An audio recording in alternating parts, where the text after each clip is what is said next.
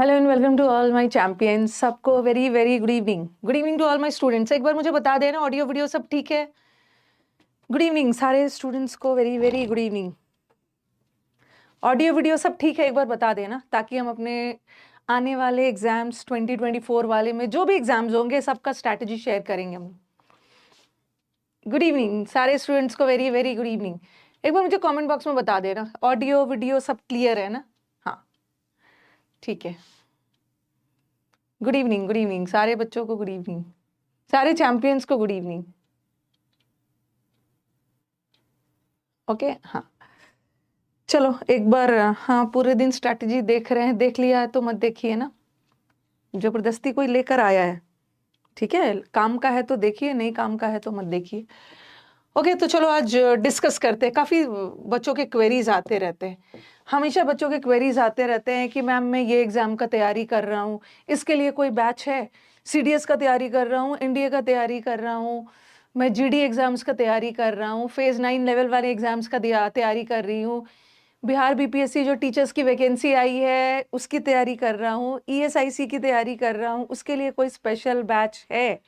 चलो आज सबसे पहला क्वेश्चन तो वहीं से स्टार्ट करते हैं, धीरे धीरे हम लोग स्ट्रैटेजी की तरफ मूव करेंगे। दुनिया के जितने भी एग्जाम्स है जहाँ पे इंग्लिश पूछी जाती है तो सिलेबस सेम होता है, थोड़ा सा क्वेश्चंस पूछने का तरीका अलग हो जाता है, बट मोर और लेस क्या 95% इंग्लिश सबका सेम है। ठीक है, तो आज हम सारे बिगनर्स के लिए, जो बच्चे हमारे एक बार एग्जाम्स दे चुके हैं, जिनको आइडिया लग गया है कि सिलेबस क्या होता है एग्जाम्स का, तो उनको तो चलो अच्छे से पता है। जो हमारे बिगनर्स है, जो जिन्होंने अभी अभी तुरंत तुरंत स्टेप इन किया है कॉम्पिटिटिव एग्जाम्स की दुनिया में, ओके हमारे बिगनर्स के लिए ये स्ट्रैटेजी है। सबसे पहला स्लाइड, ठीक है, सबसे पहला स्लाइड, ये क्वेश्चन बार बार टीम के साथ आता है, टीम के पास आते रहता है। जब मैंने ये वीडियो डाला था तो साथ में एक लिंक भी दिया गया था, एक फॉर्म दिया गया था, उसमें बोला गया था कि बच्चों को जो जो डाउट्स है, जो जो क्वेश्चंस पूछना चाहते हैं उस फॉर्म में डाल के पूछिए। तो सबसे पहले, और आपके डाउट्स के अकॉर्डिंग, मतलब आपके क्वेश्चंस के अकॉर्डिंग आज का सेशन मैंने रखा है। सबसे पहला क्वेश्चन आता है कि मैम मैं मेरा ये एग्ज़ाम है, ठीक है, जीडी का ये का, तो मुझे कौन सा बैच ज्वाइन करना चाहिए? देखो, आपको खुश करने के लिए, ओके, हम टीचर्स अलग अलग बैच तो बना देंगे, ठीक है, ये नाम रख देंगे, ये जीडी फॉर एसएससी उनका क्वेश्चन होता है कौन सा बैच ज्वाइन किया जाए, सीजीएल के लिए, सीएचएसएल के लिए, एमटीएस के लिए, सीपीओ के लिए, ये सब का अलग अलग बैच थोड़ी होता है। ओके, सबका इंग्लिश सेम है, चाहे फेज एग्जाम्स हो या स्टेनो हो, सीडीएस हो, टीजीटी पीजीटी वाला हो, एफकैट हो, जो भी स्टेट एग्जाम्स हो, English is same for all, उसका सिलेबस एकदम सेम होता है।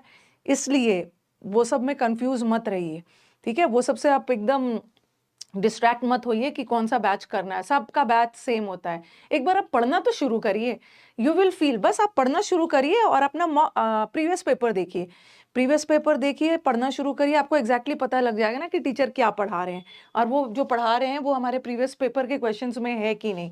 तो English is same for all exams, ठीक है, अलग अलग बैचेस शुरू नहीं होता, सिर्फ नाम रख दिया जाता है, ये इसका बैच है, ये इसका बैच है, अदरवाइज सब सेम होता है, ठीक है, सेम होता है। ओके, अब आ जाओ नेक्स्ट क्वेश्चन। नेक्स्ट क्वेश्चन आता है सबसे पहला, मैम मेरे को ना इतना प्रेशर, आप प्रेशर कुकर नहीं हो, ठीक है, कि इतना प्रेशर लाके एग्जाम में, प्रेशर लेके एग्जाम में जाओगे एग्जाम देने के लिए, इतना प्रेशर में एग्जाम नहीं दिया जाता है। क्योंकि इस बार मैंने देखा the students who were performing well in class, जो स्टूडेंट्स हमारे क्लास में बहुत अच्छा परफॉर्म करते थे, एग्जाम में जाके प्रेशर की वजह से दे लैंडेड इन डिजास्टर, ठीक है, सब गड़बड़ करके आ गए। तो इतना प्रेशर में जाके एग्जाम नहीं देना है, मन में ये लेके नहीं जाना है ना। जो हमारे फर्स्ट रैंकर होते हैं, जो एग्जाम में फर्स्ट रैंक लाते हैं, उनको ये थोड़ी पता रहता है कि मेरा रैंक फर्स्ट आएगा, वो तो वहां जाके अपना बेस्ट दे के आते हैं। तो एग्जाम में ना कि ma'am how to get 50 out of 50 in pre, वैसे कितने बच्चे 50 में 50 लाते हैं, बट ये सोच के थोड़ी वो एग्जाम देने जाते हैं। मेंस में मेरे को फुल मार्क्स लाना है मैम, 135 में 135, 50 में 50, ये प्रेशर लेके, सबसे पहले मेरे स्टूडेंट से रिक्वेस्ट है ना, एग्जाम में इतना प्रेशर लेके मत जाइए, परफॉर्मेंस वाला प्रेशर। एग्जाम में आपको करना क्या है कि मेरे को इंग्लिश में अपना बेस्ट देना है, इंग्लिश में अपना बेस्ट देना है, ओके, ना कि मेरे को एकदम फुल मार्क्स लेके आना है। ओके, ये तो भाई मेरे प्रेस्टीज का सवाल है, कैसे नहीं मार्क्स आएगा एग्जाम में। आपको कूल एंड काम रहना है, कोई प्रेशर नहीं लेना है। पेपर टफ आया है तो सबके लिए टफ आया है।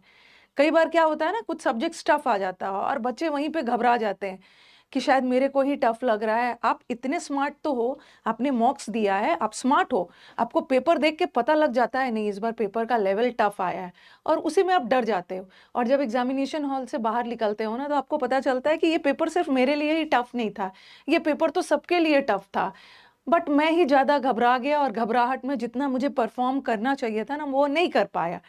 तो you are not a pressure cooker. In fact pressure cooker के पास भी विसिल होता है प्रेशर रिलीज करने के लिए।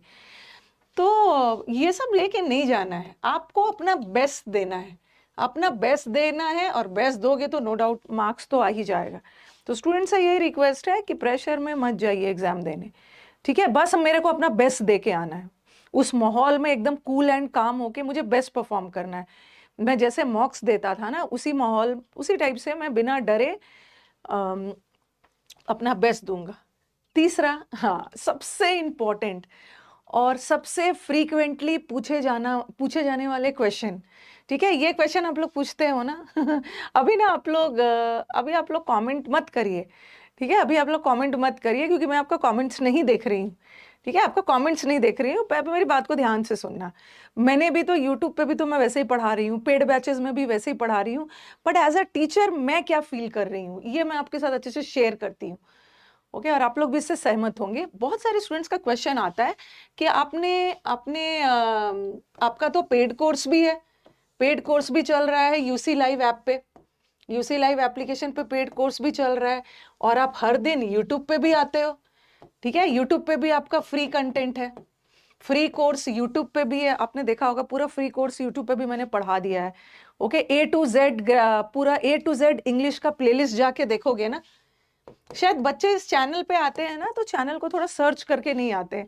अभी भी बच्चे बोल रहे हैं मैम एकदम ग्रामर का फाउंडेशन बैच पढ़ा दीजिए। अरे 10 महीने पहले जो मैंने ग्रामर का फाउंडेशन बैच पढ़ाया था और फिर से जो पढ़ाऊंगी उसमें कोई डिफरेंस तो नहीं रहेगा, ग्रामर इज ग्रामर, वो तो सेम ही रहेगा। तो एक बार सर्च करना, ठीक है। English with Rani ma'am channel YouTube पे ए टू जेड इंग्लिश सर्च करोगे ना, उसके प्लेलिस्ट पे जाओगे, ओके, तो सिर पकड़ लोगे कि अरे मैम ने तो सब पढ़ा दिया है, यहाँ पे तो सब पढ़ा दिया है, कुछ छोड़ा नहीं है। तो बट फिर भी स्टूडेंट्स का क्वेरीज होता है कि what is the difference between YouTube batches, जो यूट्यूब पे आप फ्री पढ़ाते हो और जो आप पेड बैचेस में पढ़ाते हो, उसका मैं बहुत क्लियरली आपको डिफरेंस बताती हूँ एज अ टीचर, और आपको भी एज अ स्टूडेंट समझना है, ठीक है। पढ़ाते वक्त ना, चाहे मैं अपने एप्लीकेशन यूसी लाइव पे पेड बैच में पढ़ा रही हूँ या यूट्यूब पे फ्री पढ़ा रही हूँ, यही सोच के पढ़ाती हूँ ना कि दोनों जगह तो मेरे ही स्टूडेंट है भाई। स्टूडेंट स्टूडेंट होते हैं। अब मैं सबका नहीं जानती हूँ, लेकिन जो मुझे 1-2 साल से फॉलो कर रहे हैं, जो मेरे जेन्युइन स्टूडेंट्स हैं, ओके, जो जेन्युइन फीडबैक देंगे, थोड़ा सा बायस ना होके, अनबायस, बिना पक्षपात के, अगर जो मुझे जेन्युइनली 1-2 साल से फॉलो कर रहे हैं ना, वो तो इससे एग्री करेंगे, नहीं मैम, आप जब पेड पढ़ाते हो या फ्री पढ़ाते हो ना, तो आप भेदभाव नहीं करते, दोनों मेरे ही स्टूडेंट है, दोनों तो स्टूडेंट्स मेरे ही है, दोनों मुझे भर भर के सिलेक्शंस दे ही रहे, लेकिन आप स्टूडेंट्स भेदभाव करते हो, ठीक है। पढ़ाते वक्त एज अ टीचर मैंने कभी भेदभाव नहीं किया, लेकिन एज अ स्टूडेंट आप भेदभाव करते हो। आप कैसे भेदभाव करते हो मैं बता रही हूँ, ओके, कैसे भेदभाव करते हो बता रही हूँ। तो चलो, ये वाला जो क्वेश्चंस बार बार पूछा जाता है, जब मैं पढ़ाते भी रहती हूँ ना, मैम आपका पेड बैच और फ्री बैच में क्या डिफरेंस है, एटलीस्ट स्टूडेंट को मेरे इस बात की मुझे खुशी है कि स्टूडेंट को मेरे पेड बैच और फ्री बैच में डिफरेंस ढूंढना पड़ रहा है। कहीं ना कहीं स्टूडेंट को मेरा पेड और फ्री मतलब सेटिस्फाइंग लग रहा है, तभी तो वो पूछ रहे कि एग्जैक्टली डिफरेंस क्या है। ओके, दोनों जगह डेडिकेशन से ही आपको पढ़ाया जा रहा है, बताती हूँ, ठीक है। पहले तो थोड़ा सा बता दूं, मैं आपको दोनों बैचेस के बारे में बताऊंगी और किसी को मैं किसी भी चीज के लिए फोर्स नहीं करूंगी। पहले मैं बैचेस के बारे में बता दूं, फिर मैं इंग्लिश की स्ट्रैटेजी बताऊंगी, चाहे आपको पेड बैच करना हो या आपको फ्री बैच करना हो। आप स्मार्ट हो, आप ग्रेजुएट हो या ग्रेजुएशन कंप्लीट करने वाले हो, आप स्मार्ट हो, इतना सेंसिबल तो हो कि आप डिसाइड करो कि आपके लिए क्या बेहतर है, कौन सा चीज आपके लिए बेस्ट है, ये आपको डिसाइड करना है। किसी की बात पे नहीं जाना है, मेरे बात पे भी नहीं जाना है, आप अपना देख लो आपको क्या करना है। पहले तो मैं पेड बैच के बारे में बता दूं, पेड बैच अभी यूसी लाइव ऐप पे चल रहा है, ठीक है, यूसी लाइव ऐप पे पेड बैच आपका चल रहा है, ये है आपका 1999 में। और पेड बैच जो है ना उसमें 3 बैच एक साथ चल रहा है, ठीक है, 3 बैच एक साथ चल रहा है। ग्रामर का भी चल रहा है, ग्रामर के साथ साथ वोकैब भी चल रहा है, और जब ग्रामर और वोकैब इंप्रूव होगा ना तो फिर प्रैक्टिस भी तो होगा, क्लोस्टर्स पैराजंबल्स भी इंप्रूव होगा। ये तो पेड बैच है, ठीक है, एक ही बैच में 3 बैचेस मिलेगा 1999। ये तो पेड बैच के बारे में होगी। अब आ जाओ, अब यूट्यूब बैच के बारे में भी बता देती हूँ। पेड बैच भी मैं पढ़ा रही हूँ, यूट्यूब पे भी मैंने पूरा फ्री पढ़ा दिया है। बस आप जाके ना सर्च करो कंप्लीट बैच ऑफ इंग्लिश, ठीक है, ये फ्री वाला है। ये कंप्लीट बैच ऑफ इंग्लिश के प्लेलिस्ट में जाओगे आपको सब मिलेगा, यूट्यूब का है। This is free for all my students. पहले मैंने A to Z ग्रामर पढ़ा दिया है, फिर वहाँ पे 60 इंपॉर्टेंट रूल्स ऑफ ग्रामर भी है, फिर ग्रामर का प्रैक्टिस भी करवाया है, A to Z वोकैब भी करवाया है, फिर वोकैब 2 भी कराया। वोकैब 2 में वो सब है, इडियम्स, फिक्स प्रेपोजिशंस है, फिर मैंने क्लोस्टर्स भी करवाया है, कॉम्प्रीहेंशन भी करवाया है, ये सब फ्री का है, ठीक है, दोनों करवाया हुआ है। तो बता दिया कि पेड बैच भी है, पेड बैच में एक साथ 3 बैचेस है, और ये यूट्यूब का बैचेस है, ठीक है। अब आपको डिसाइड करना है अब आपको डिसाइड करना है कि पेड बैचेस। अब देखो, अगर मैम व्हाट इज बोलोगे, मैम आप तो पूरा कंटेंट की तरह पूरा स्लाइड्स बना के लेके आए हो, ठीक है। अब आपका दूसरा क्वेश्चन, एक क्वेश्चन तो बता, मतलब पेड बैच क्या है और यूट्यूब वाला बैच फ्री वाला क्या है वो बता दिया। अब what exactly is the difference between, नहीं होगा, what exactly are the differences between paid batches and YT batches. YT मतलब यूट्यूब बैचेस मतलब फ्री। ये फ्री बैच कहाँ है जिसपे आए हुए हो, इंग्लिश विद रानी मैम वाले चैनल पे।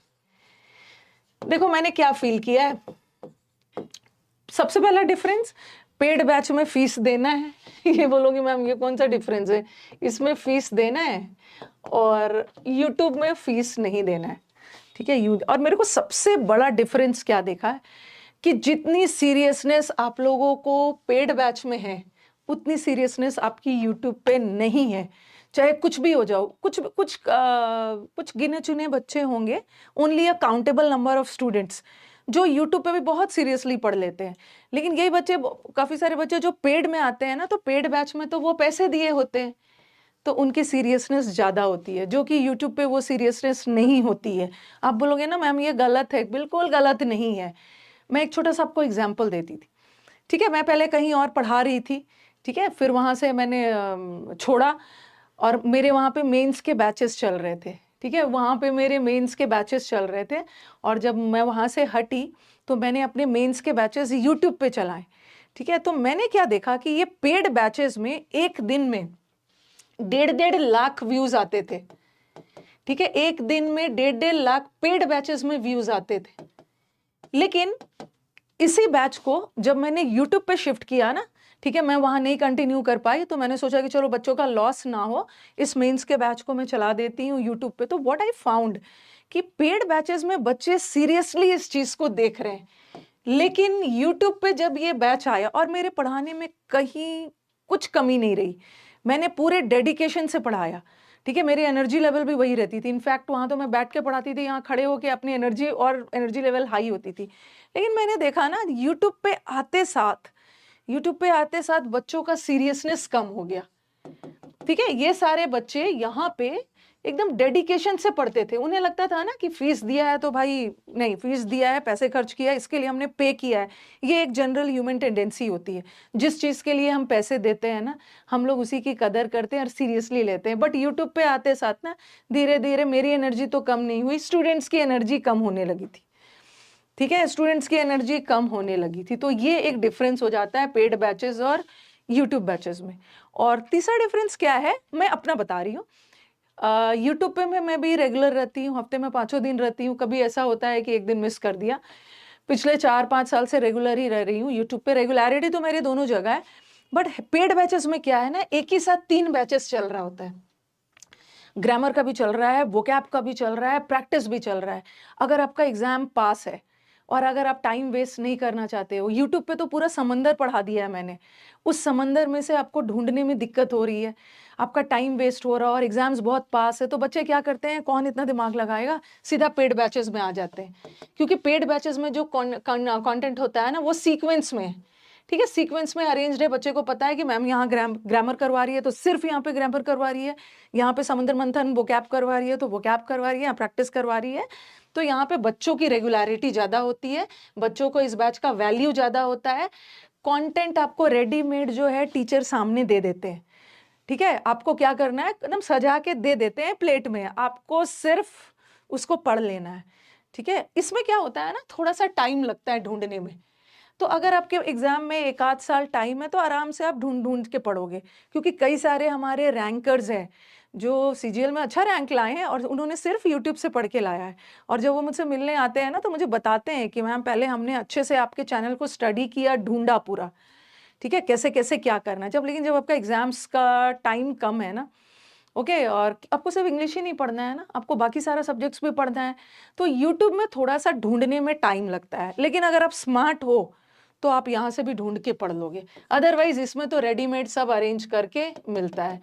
बट सिलेक्शन का रेशियो क्या है, भर भर के सिलेक्शंस यूट्यूब बच्चे भी दे रहे हैं और पेड बैचेस भी दे रहे हैं, तो अल्टीमेटली यूट्यूब और पेड बैचेस सिलेक्शन तो दोनों जगह से आ रहा है। बट मानो या ना मानो, जो बच्चे बहुत सीरियस होते हैं ना, वो अच्छे से सीरियसली टाइम निकाल के ढूंढ के यहाँ से पढ़ लेते हैं। बट जिसका थोड़ा सा अप्रोच कैजुअल होता है, जो बहुत ज़्यादा मेहनत नहीं करना चाहते हैं कंटेंट को लेके, जिसको रेडीमेड चाहिए, वो थोड़े से परेशान हो जाते हैं ढूंढने में, तो वो तो पेड बैचेस ले सकते हैं। अदरवाइज जो स्मार्ट है वो तो यूट्यूब से पढ़ लेंगे, यूट्यूब से पढ़ लेंगे, ठीक है। ओके, ये हो गया। एक बार मुझे बता दो, ठीक है, और भी कुछ पूछना है तो पूछ लेना कि what exactly is the difference between paid. ये क्वेश्चन बार बार आता है कि मैम एग्जैक्ट डिफरेंस बताइए, ये एग्जैक्ट डिफरेंस बता दिया है। ये नॉर्मल टेंडेंसी है भाई, यूट्यूब पे मैं सीरियसनेस नहीं देखती हूँ। पेड बैचेस में ना सिर्फ जो बच्चों ने एडमिशन लिया हुआ है, ओके, एक सिंसियर बच्चों का ग्रुप होता है जो थोड़ा सा सीरियसनेस के साथ पढ़ते हैं। लेकिन हमारे यूट्यूब पे भी बहुत सीरियस बच्चे हैं जो कि कॉमेंट वॉमेंट नहीं करते हैं, ओके, वो अपना चुपचाप पढ़ के चले जाते हैं और सीधा मीटअप में आते हैं मुझसे मिलने सिलेक्शन लेने के बाद कि मैम मैं तो बिना पेड यूट्यूब से पढ़ के सिलेक्शन लिया हूँ, ठीक है। ये एक हो गया।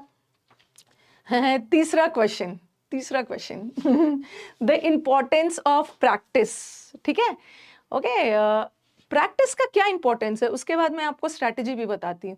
What is the importance of practice. बहुत सारे स्टूडेंट्स का ये होता है कि मैम मेरा पूरा सिलेबस हो गया है, XYZ टीचर से हमने पढ़ा, और मैं तो मानती हूँ सब टीचर जितना हो सके वो बेस्ट ही पढ़ाते हैं, ठीक है, उनका अपनी तरफ से तो वो बेस्ट ही पढ़ाते हैं। आप लोग बेस्ट स्टूडेंट नहीं बनते हो, टीचर बेस्ट है, टीचर बेस्ट ढूंढने चलते हो। कभी सोचा है कि हमें भी तो अपना बेस्ट स्टूडेंट बन के दिखाना है। तो बेस्ट स्टूडेंट बनने के लिए आपको लाइफ में बहुत सारे क्वालिटीज रखने होंगे। कमेंट्स वगैरह कम करिए, ठीक है, सेल्फ स्टडी पे भी ध्यान दीजिए, पेशेंस रखिए, थोड़ा सा टाइम, तुरंत हड़बड़ा नहीं जाना है, अरे मेरा क्यों नहीं बन रहा है, क्या हो रहा है। 1-2 क्वेश्चंस बच्चों का आता है कि मैम मैंने उनसे भी पूरा सिलेबस कर लिया, मेरा क्वेश्चन, अच्छा मेरे से भी पूरा सिलेबस किया, क्वेश्चंस नहीं बन पा रहा है, ठीक है, क्वेश्चंस नहीं बन रहा है। तो मैंने क्या लिखा है, completion of syllabus doesn't ensure selection. आपने सिलेबस कंप्लीट कर लिया तो इसका मतलब ये नहीं है कि आपका सिलेक्शन एकदम पक्का हो गया, सब चीज बनने लगेगा। यहाँ आता है आपका प्रैक्टिस का रोल। एंड प्रैक्टिस में भी it's aggressive practice, immense practice. It's not a practice of 1 to 2 months, it needs practice of 3 to 4 months। ये मत समझना कि 1 महीने में मेरा क्लोज बनने लगे। अगर आपकी लेवल थोड़ी अच्छी है तो 1-आध महीने में एकदम सुधार हो जाता है। बट आपकी थोड़ी सी लेवल बेसिक है, मतलब क्लियर, बहुत ज़्यादा बेस क्लियर नहीं है, तो थोड़ा तो टाइम देना होगा ना। 3-4 महीने की प्रैक्टिस चाहिए।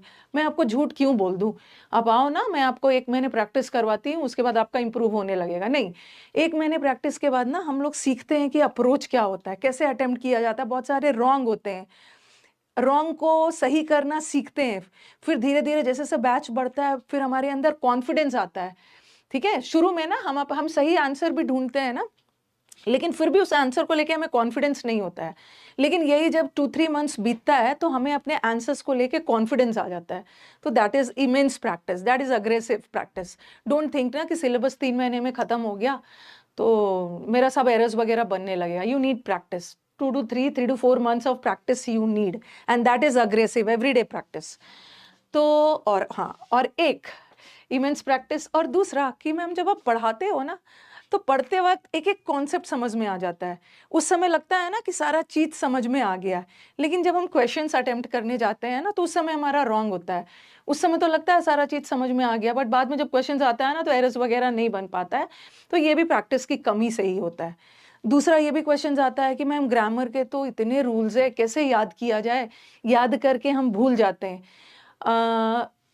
जब मैं पूरा ग्रामर खत्म करके जब प्रैक्टिस के अंतिम स्टेज में रहती हूँ मैं स्टूडेंट्स के साथ, तब मैं देखती हूँ ना क्वेश्चन देते साथ स्टूडेंट्स आंसर पता कर लेते हैं। तो ये कैसे हुआ? स्टूडेंट्स का कहना होता है कि मैम बार बार रूल्स को, ये मैं अपनी तरफ से नहीं बोल रही हूँ, ये स्टूडेंट्स का लैंग्वेज बोल रही हूँ, कि मैम बार बार रूल्स को रटने की जरूरत ही नहीं होती है। शुरू में हमें लगता है ना, जब हमारा सिलेबस बढ़ने लगता है तो लगता है ओ माय गॉड कहाँ से इतने सारे रूल्स करेंगे, हर चैप्टर में इतने ज्यादा कॉन्सेप्ट्स वगैरह है।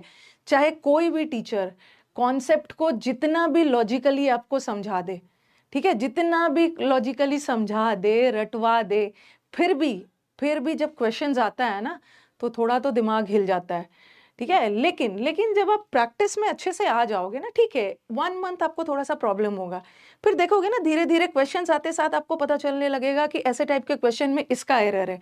क्योंकि अल्टीमेटली इंप्रूवमेंट आप ही लोग में हो रहा है ना, हम ही टीचर्स पढ़ा रहे हैं और इम्प्रूवमेंट भी आप ही लोग दे रहे हो। और जो बच्चे हमारे जिनका इम्प्रूव हो गया है उनको समझ में आ गया होगा कि कैसे इम्प्रूव हुआ है। प्रैक्टिस प्रैक्टिस प्रैक्टिस, और इतना हम लोग प्रैक्टिस करेंगे ना कि एक समय ऐसा आएगा कि आपको रूल्स वगैरह को रिवाइज करने की जरूरत ही नहीं पड़ेगी। आपको प्रैक्टिस से ही सब कॉन्सेप्ट सब याद हो जाएगा, सब रूल्स रिवाइज करने की जरूरत ही नहीं। और अभी तो अगर रीसेंट ट्रेंड में बताओ तो ग्रामर कितना इजी आ रहा है। ग्रामर के समंदर में डूबना ही नहीं है, अननेसेसरी ग्रामर पे बहुत ज्यादा टाइम वेस्ट नहीं करना है, ठीक है। जो मैंने आपका प्लेलिस्ट डाला हुआ है वहां से पढ़ लीजिए, ठीक है, और आपका ग्रामर हो जाएगा। बहुत ज्यादा ग्रामर में टाइम वेस्ट करने से बेटर है कि हम ग्रामर के प्रैक्टिस में ज्यादा टाइम लगाएंगे, ठीक है। ये हो गया, ठीक है। यो उस समय तो लगता है सब समझ में आ गया। अब चलो हम स्टेप वाइज चलते हैं, ठीक है। अभी तक तो मैंने, हाँ मेरी बात को ध्यान से सुनिए, बात को ध्यान से सुनिए, ठीक है। अब हम बात करते हैं अलग अलग सेक्शन, इंग्लिश के अलग अलग सेक्शन, मतलब ग्रामर, वोकैब, ठीक है। ग्रामर की बात करते हैं, वोकैब की बात करते हैं। बिगिनर्स ध्यान से सुनेंगे, ठीक है। वो गलती मत करिएगा जिससे आपको आपका 1 आध साल शुरू में ही वेस्ट हो जाए। जैसे जैसा बता रही हूँ ना, थोड़ी सी मेरी बात को समझिए, डिस्ट्रैक्ट मत होइए, क्योंकि आपका और हमारा अल्टीमेट एम क्या है? आपका सिलेक्शन मैटर करता है ना। आपके पेरेंट्स, आपके टीचर्स, स्टूडेंट्स, आप ऊपर हो, इस साइड में आपके पेरेंट्स है, इस साइड में आपके टीचर्स है। अल्टीमेटली सबका सिलेक्शन, तीनों का गोल तो आपका सिलेक्शन ही है ना। तो जैसा सब बोल रही हूँ वैसा ध्यान से सुनो और उसको फॉलो करिए, ठीक है, उसको फॉलो करिए। ग्रामर पे आइए। सबसे पहले ग्रामर का स्टेप क्या करना है? सबसे पहले हम लोग अपना सिलेबस कंप्लीट करेंगे, ठीक है। सिलेबस आपको मन करे, अपने बारे में बता रही हूँ कि या तो आपको, अगर आप पेड बैचेस लेने में, पेड बैचेस में नहीं ले सकते हो, you can not afford the paid batches, then you can complete the syllabus on YouTube also. YouTube के थ्रू भी आप सिलेबस कंप्लीट कर सकते हो। पहले तो आपका अपना सिलेबस अच्छे से कंप्लीट कर लीजिए। और मैंने क्या किया है ना यूट्यूब पे, कि आपका टाइम वेस्ट नहीं हो, ठीक है। जैसे मैं पढ़ाते पढ़ाते बीच बीच में आपसे बात भी करती हूँ, आपके कुछ कमेंट्स भी लेती हूँ, फिर मैं क्या करती हूँ ना, सब बैचेस का मैंने कमेंट हटा के सेशंस को कंपाइल कर दिया है। उससे क्या होगा ना कि आपका टाइम बिल्कुल वेस्ट नहीं होगा। जिसको पूरा पढ़ने में आपको 15-18 घंटे लगेंगे, वो मैंने कमेंट हटा दिया, आराम से 10-12 घंटे में वो कंप्लीट हो जाएगा। तो एक बार नेटफ्लिक्स और वो सब सीरीज, ठीक है, प्राइम वीडियोस और सीरीज ने देखते हो ना, उसकी बिंज वॉचिंग करते हो, थोड़ी सी बिंज वॉचिंग इसको कर लीजिए। कोशिश करिए कि सिलेबस जल्दी से खत्म हो जाए। मेरा सिलेबस जल्दी से खत्म कर लेना है, और मेरे को ना 2 महीने में सिलेबस खत्म करना है, तो मेरे को 4 महीने प्रैक्टिस करना है, तभी जाके आपका स्कोर बढ़ेगा। पहले सिलेबस करिए और हर टॉपिक पे 100-100 क्वेश्चन करिए। ऐसा नहीं है कि आपको हर टॉपिक पे 500-500 क्वेश्चन करने हैं। 100 क्वेश्चन भी हर टॉपिक पे कर लोगे ना, that is more than enough. YouTube पे टॉपिक वाइज एरर्स डाला हुआ है, टॉपिक वाइज एरर्स यूट्यूब पे फ्री है, डाला हुआ है, आप कर लो, ओके। पेड बैचेस से भी कर सकते हो, कहीं से भी कर सकते हो।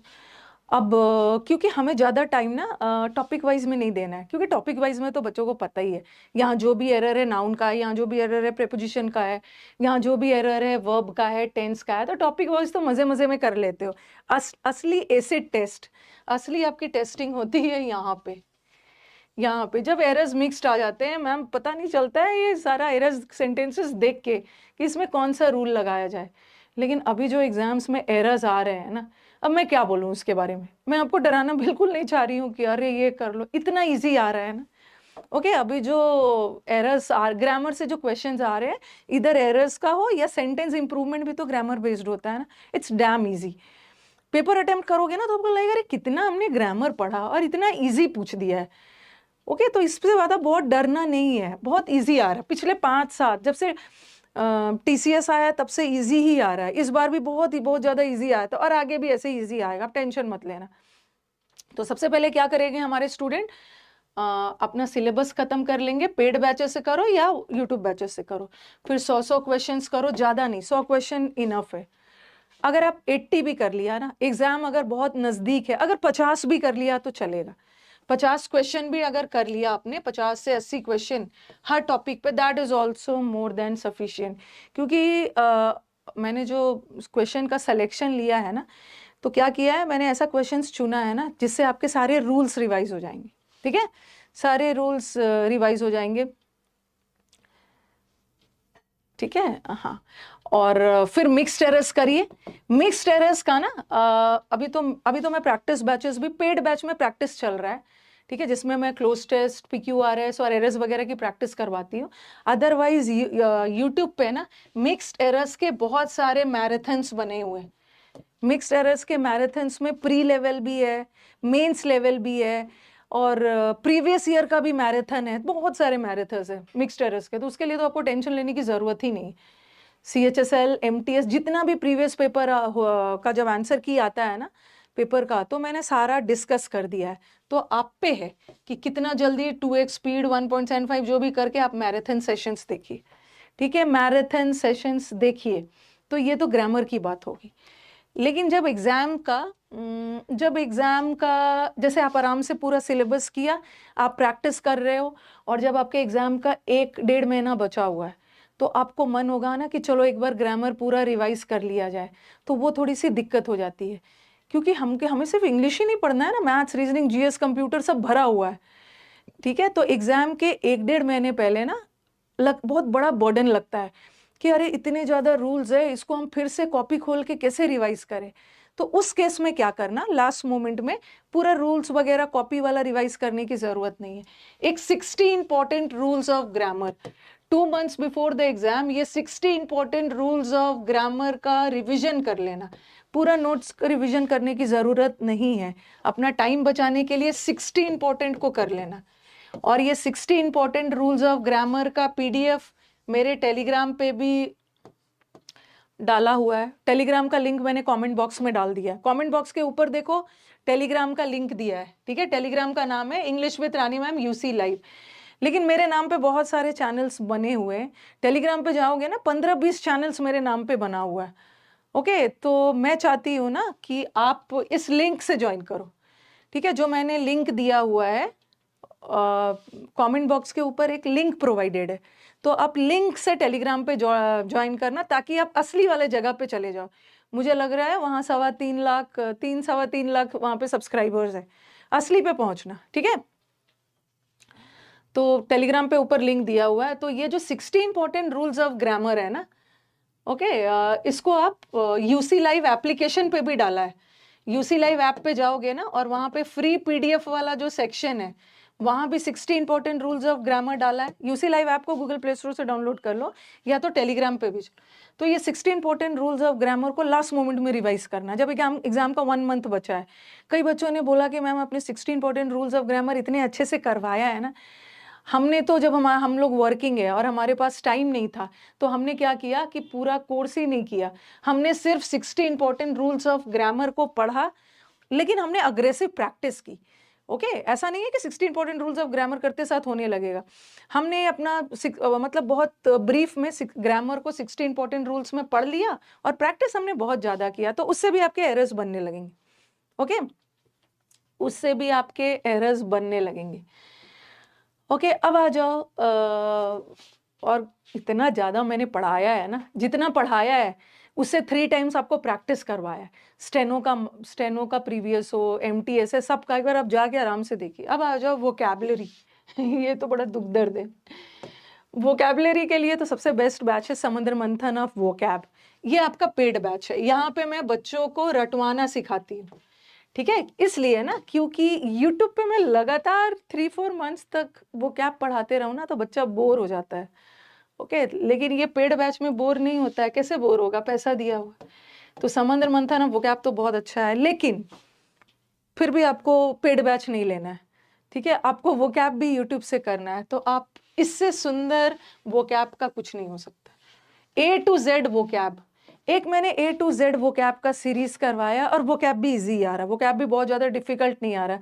जो बच्चा YouTube पे A to Z वो कैब कर लिया है उसका तो वो कैब का काम ऐसे ही हो जाएगा। इसका भी PDF मैंने टेलीग्राम पे और अपने UC लाइव ऐप पे डाल दिया है, आप वहाँ से डाउनलोड कर सकते हो। ये मैंने YouTube पे पढ़ाया है, लेकिन प्रॉब्लम क्या है ना कि वो कैब आप बार बार भूल जाते हो।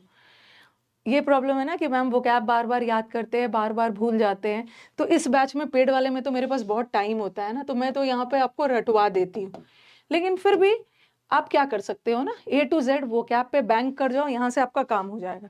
और थोड़ा सा मेहनत क्या करना है कि आप ये 20 रुपीज़ का एक क्या है 20 रुपीज़ का 20 रुपये का एक ऑडियो बुक है।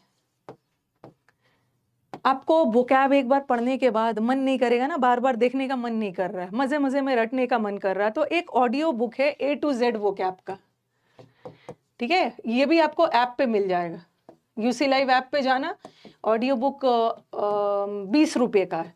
ठीक है, इसको आप बार बार सुनोगे ना, खाना बनाते समय, जिम करते समय, मेट्रो में ट्रैवल कर रहे हो, तो जो चीज़ें आपके कान में बार बार जाएगी, रिपीट होगा। क्योंकि वोकैब में कुछ नहीं, वोकैब में मैं ज़्यादा से ज़्यादा आपको रूट वर्ड्स के थ्रू सिखाऊंगी, निमोनिक्स करवाऊंगी। अगर आप अपने से कर रहे हो, अपने से भी रूट और निमोनिक्स बना सकते हो, या बार बार सुन के, इस ऑडियो बुक से भी बार बार सुन के आपका काम हो जाएगा। इस ऑडियो बुक को आप ले सकते हो, अदरवाइज आप यूट्यूब से भी पढ़ सकते हो। ये A to Z वाला जो वोकैब है ना, ये तो a must for all students. ठीक है, ये मैंने क्यों लिखा है, ध्यान से देखो, मस्ट क्यों लिखा, क्योंकि बच्चों का ही आता है। मैम अभी अभी मैं आपका A to Z वोकैब का सीरीज यूट्यूब से देख रहा हूँ, देख के आ रहा हूँ, और मुझे ये बेस्ट लगा। आप एक बार जाके देखना, इसको बच्चों ने बहुत पसंद किया है। A to Z वोकैब जो मैंने यूट्यूब पे पढ़ाया है, और बड़ा मेहनत से पढ़ाया है। A to Z पढ़ाने में मुझे 6-7 मंथ्स लग गए थे। ठीक है, 6-7 मंथ्स लग गए थे, बड़ा इसको कंप्लीट करने में टाइम लगा था। और इसका PDF आपको ऐप और टेलीग्राम से जुड़ जाइए, पेनिशिया है, सारे PDFs वहीं पे मिलने वाले हैं आपको, लिंक्स। और जितने भी, अच्छा, यूट्यूब के जितने भी क्लासेस हैं ना, अब कुछ बच्चों को यूट्यूब के क्लासेस ढूंढने में दिक्कत होगी, बेचारा भटकेगा, तो आप इस वीडियो के डिस्क्रिप्शन पे जाइएगा ना, मैं अपने टीम से बोल के सारे यूट्यूब वीडियोस का लिंक डलवा दूंगी, ताकि आपको बहुत ज़्यादा टाइम वेस्ट ना करना पड़े ढूंढने में। ये मैंने क्यों लिखा है, ये जो A to Z वोकैब है ना, a must for all students before exams. अगर एग्जाम के 1-2 महीना पहले अगर आपने वोकैब एकदम नहीं पढ़ा है और आपको लग रहा है ना कि कुछ तो ऐसा मिल जाए, ठीक है, कुछ ऐसा मिल जाए ना जहाँ से मैं कम समय में पढ़ के मेरा वोकैब का काम हो जाए, क्योंकि मेरे को वोकैब से बहुत डर लगता है। कुछ बच्चों का कहना होता है, मैम आपने जो A to Z बैच में A वर्ड करवाया है ना, हमें लगता है कि A वर्ड से ही सारा काम हो जाएगा। ऐसा नहीं है ये ऐसा नहीं है। आप एक बार इसकी प्रैक्टिस कर लेना, एग्जाम के पहले इसकी प्रैक्टिस करके जाना जरूरी है, क्योंकि A to Z बैच में ना मैंने वही वर्ड का सिलेक्शन किया है। ठीक है, A वर्ड में मैंने 50 वर्ड लिया है। वैसे डिक्शनरी और कहीं जाओगे तो A से तो आपके 400-500 वर्ड्स हो सकते हैं, लेकिन A का वही वर्ड चुना है ना जो आपके एग्जाम्स में आते हैं। तो A to Z is a collection of, okay, the collection of words जो एग्जाम्स में आते हैं, एकदम एग्जाम ओरिएंटेड वर्ड्स का ये कलेक्शन है। तो इससे प्रैक्टिस कर सकते हैं। ठीक है, इससे प्रैक्टिस कर सकते हैं। ओके, हाँ, CGL के साथ साथ किसी और, हाँ, एक वीडियो में और बनाऊंगी। ये भी बच्चों का क्वेश्चन आ रहा था कि मैम ये जो सिलेबस है, कुछ ऐसा हो सकता है कि हमें इसी सिलेबस में ना CGL के अलावा बहुत और बाकी क्या क्या एग्जाम्स है जिसको हम दे सकते हैं, इसका मैं वीडियो बनाऊंगी। ओके, कि ऐसा नहीं है कि आपका अगर CGL नहीं होता है तो दुनिया खत्म है। बहुत सारे एग्जाम्स है जिसकी सैलरी एकदम CGL से मिलता जुलता है, तो आप वो सब एग्जाम्स भी दे सकते हो और इसी तैयारी में कुछ अलग से पढ़ने की ज़रूरत नहीं। इसका भी मैं एक वीडियो बनाऊंगी कौन कौन से एग्जाम्स है जो आप दे सकते हो। ओके, ये तो वोकैबुलरी हो गया। और वोकैबुलरी में ना बार बार रिविजन, बार बार रिवीजन, तब तक रिवीजन करो एग्जाम्स नहीं जब तक निकल रहा है।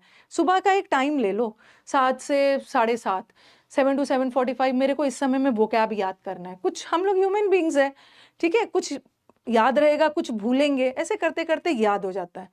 और आपको बहुत बड़ा बर्डन नहीं लेना है ना, पूरे समंदर में नहीं कूदना है, तो A to Z वोकैब जाके कर लीजिए, ढूंढिएगा A to Z vocab, PDF वगैरह भी मिल जाएगा टेलीग्राम पे और लिंक वगैरह भी मिल जाएगा। अब आ जाओ next, retention of vocab. Vocab में आपको क्या करना है, बार बार जो मैंने A to Z बोला है ना, ये ऑडियो बुक आप परचेज कर सकते हैं 20 रुपीज़ का। बार बार सुनेंगे तो आपके कान में जाएगा और आपको याद हो जाएगा, क्योंकि इसमें सारे एग्जाम वाले वर्ड्स हैं। और रीसेंट ट्रेंड रीसेंट ट्रेंड में वोकैब बहुत इजी आ रहा है, कोई टफ वगैरह नहीं आ रहा है, डरना नहीं है। ये तो बात हो गई है वोकैब की। वोकैब में आपको थोड़ा सा मेहनत खुद करना है। हम टीचर्स कितने वर्ड्स का आपको निमोनिक्स बनाएंगे भी, तो याद रखने का काम तो आप ही को करना है ना। तीसरा, हाँ, क्लोज टेस्ट, सेंटेंस अरेंजमेंट और पैसेज, ये तो आप अपने से भी कर सकते हो, ठीक है। ये वाला जो चीज है ना, ये अपने से भी बच्चा कर सकता है। कहाँ चला गया students can practice on their own also, कर सकता है, लेकिन मजा आ जाए अगर टीचर का साथ हो। अगर टीचर आपके साथ आप करवा रहे हैं ना, तो आपका रास्ता थोड़ा सा आसान हो जाता है। शुरू में ना वैसे अपने से भी कर सकते हो, कोई दिक्कत नहीं है, ठीक है। थोड़े स्मार्ट हो तो अपने से भी कर सकते हो, लेकिन जो बच्चा बड़ा स्ट्रगल कर रहा है और जिसको लग रहा है ना कि नहीं नहीं मुझे एक टीचर की ज़रूरत है, ठीक है, तो इसके लिए मैं बोलूँगी कि जिन बच्चों का बेसिक एकदम क्लियर नहीं है ना, जो बच्चे कर सकते हैं वो कर लीजिए, क्योंकि तो यहाँ तो मैं सबका लेवल यहाँ से तो नहीं बता पाऊंगी। लेकिन जो बच्चों को थोड़ा सा डाउट, मतलब बहुत मुश्किल होता है, टीचर अगर आपके साथ होते हैं तो आपका रास्ता आसान हो जाता है, क्योंकि टीचर सिखाते हैं।